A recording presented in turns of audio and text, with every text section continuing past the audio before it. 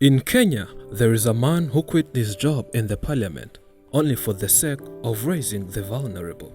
He was one of the most respected politicians in the country, but had to resign so as to support these disabled children. Who is this man?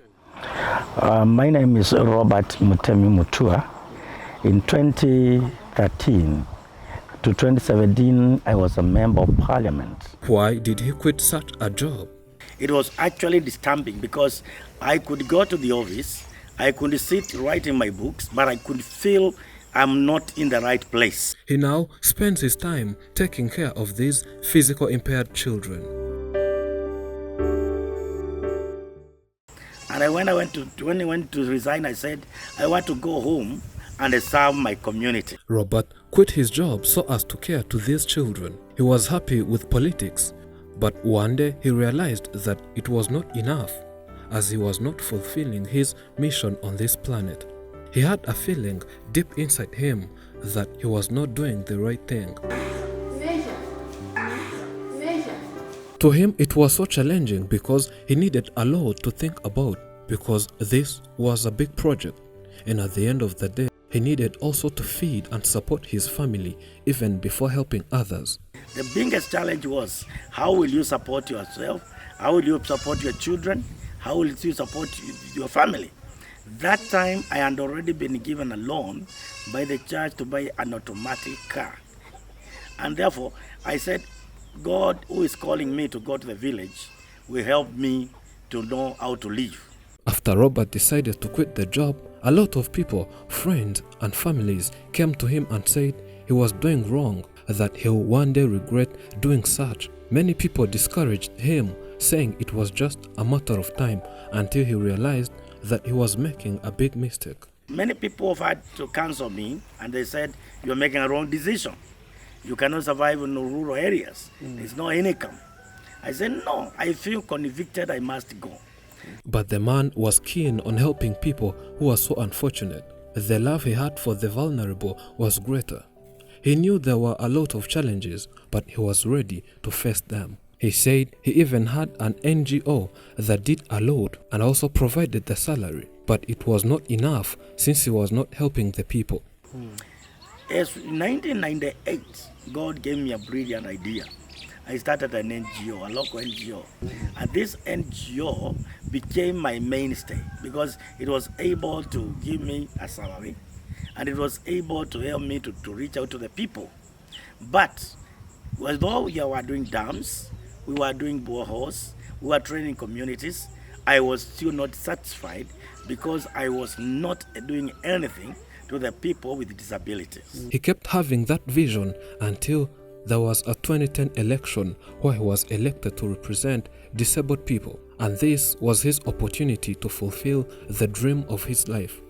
He then started to build this community center. As he had no skills, he looked for someone to help in doing this. They started their project. Surprisingly, they started with only 3 children. She helped me start, and they started with the 3 children, and they were staying in a small room. 3. And they were staying in a small. By that time, he was still an MP. His salary would finance the project. He would only come here once in weekends. The project grew and they went on recruiting a physiotherapist, an occupation therapist, and matrons. He says they had to first address 3 issues. The main issues we had to address, the issues of diet, the issues of medical attention, and the issues of equipment. People with disability face a lot of difficulties because the services are simply not there. And therefore, I decided to build a disability center here. And that is why it's called One Stop Disability Service Center. After seeing how disabled people struggle every day and most services are provided only in cities, he mentions some of the services they give to whoever comes to them. When you come here, we are supposed to give you wheelchairs. We are supposed to give to treat you. You are supposed to access the physiotherapy services, occupational therapy services. You are supposed to access even education from here. Rafiki!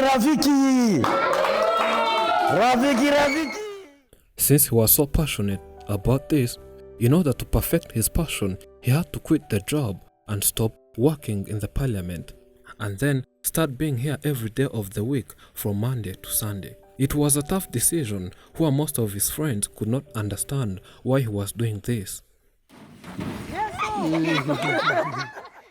He says with the support of different Good Samaritans, some sponsors, and even the board, they are joining hands with whoever wants to lend a helping hand and support these disabled children. The good things that we do, they remain. When we do them for the benefit of others. When you do them for your own personal good, they are alive as long as you are alive. Oh, nice. Robert says that due to the way he is also disabled, he knows what it is to be disabled, and this has created a unique bond between him and these children. These children, they are very dear to my soul. And the reason is, having been a victim myself at one point, I know how it feels to be unable to do what you like to do. So every time I come here and I see them, I feel so excited, and they also become so excited, so we call each other friends, Rafiki. In addition to this, he says these children are so special to him that he can do everything for them at whatever cost. And these children are so special that I can do anything for them at whatever cost. And the reason is, this child is a human being like you. He says these disabled children need support because one can survive and still succeed even though they have no education. But as long as someone is disabled, everything is difficult, and he adds that he's working with such children in a way of showing God's love. The way the child is, not by choice, but by God's design. And therefore many people do not know the value of such a child. But to me, I think they should be given the first priority in support. So to me, these children are nothing else but an opportunity for us to express how much we love God. Dorcas is the CEO to this foundation center. She tells us what they do here. Basically here we do 3 things. We do physiotherapy, we do vocational training, and we do occupational therapy. Currently we have 36 children, and we get them from all over the country. They teach these children and provide them with skills that might be helpful in the future. And one of the skills is tailoring. They are training some of these to be professional tailors. She says not everyone can do this because it requires someone to be passionate. You cannot do this without you passionate about these children. First, you have to love them, you have to understand them, because this is not a normal job. It's only by the grace of God, this is why you can do this. As a member of the board of directors for this center, and we have come together with the bishop to see how we can help to transform the lives of these children. She joined hands with the bishop so as to improve this community center. She says to her and the board are cooperating so as to make this place a dreamland to every disabled child. The goal is to make sure that children would not lack anything.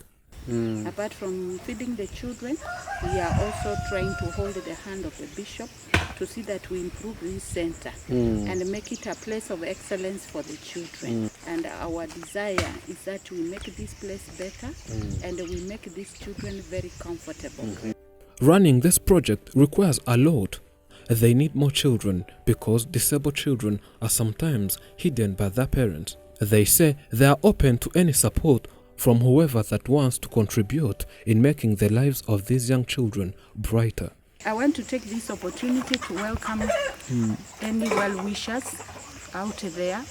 The need in this place is real, and therefore I wanted to send a plea and ask well-wishers out there, in whatever manner you can be able to support this place, We ask that you may come in and help us, because even as you do that, God will also stretch his hand and bless you. The need is real, and we are asking for your support. Thank you. If you have any idea, suggestion or support, you can check them on their Facebook page, the Dear Foundation Kenya. Thank you for watching. I'm Elijah and this is Afrimax English. Remember to subscribe.